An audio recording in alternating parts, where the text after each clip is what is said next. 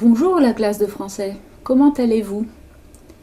Aujourd'hui, j'ai mis un chapeau de paille, un collier de plage et une bague en paille, elle aussi, pour vous parler des dunes de sable. Pourquoi parler des dunes de sable? Eh bien, pourquoi pas? C'est parti!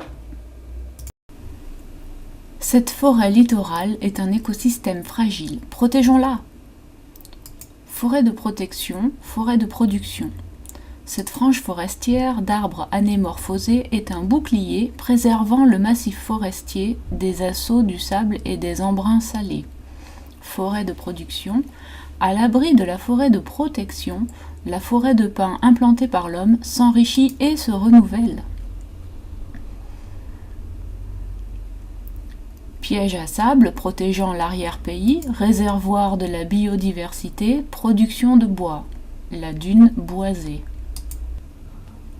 Sable marin. Nicolas Brémontier, 1738-1809, sur le marbre rouge du monument érigé à sa mémoire, dans la forêt littorale de la Teste de Buc, fut gravé en 1818, il fixa les dunes et les couvrit de forêts. Nicolas Brémontier.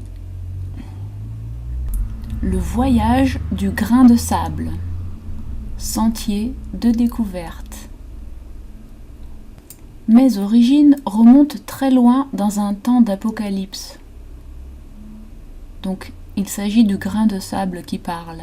Mes origines remontent très loin dans un temps d'apocalypse. Les Pyrénées surgissaient dans un fracas de cataclysme.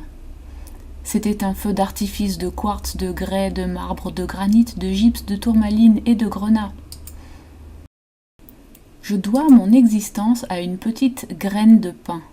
Aidée de la pluie, du vent et du froid, un jour de printemps, elle germa et fendit la roche-mère.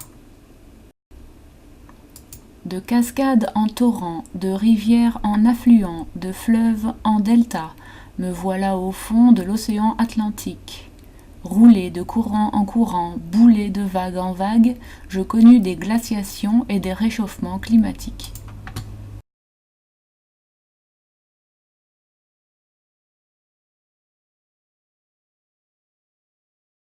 Et puis un jour, ce fut mon tour de prendre la vague. Me voilà naufragé, échoué sur le rivage.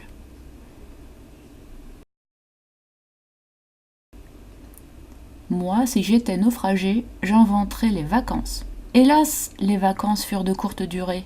Le vent d'ouest se leva, nous balaya et souleva les plus légers d'entre nous pour les emmener très loin. Quand le vent s'arrêtait, nous aussi. C'est ainsi qu'apparurent les dunes, en forme de croissant de lune. On les nomma Barkhane.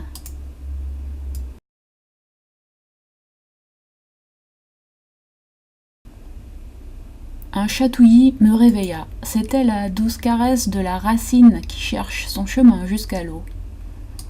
De nouveau, la graine avait germé. Et la dune fut fixée grâce à la forêt. Merci, monsieur Brémontier.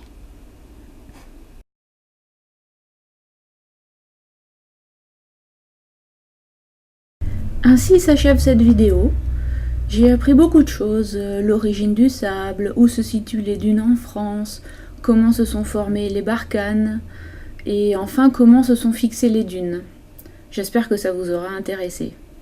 À bientôt la classe de français.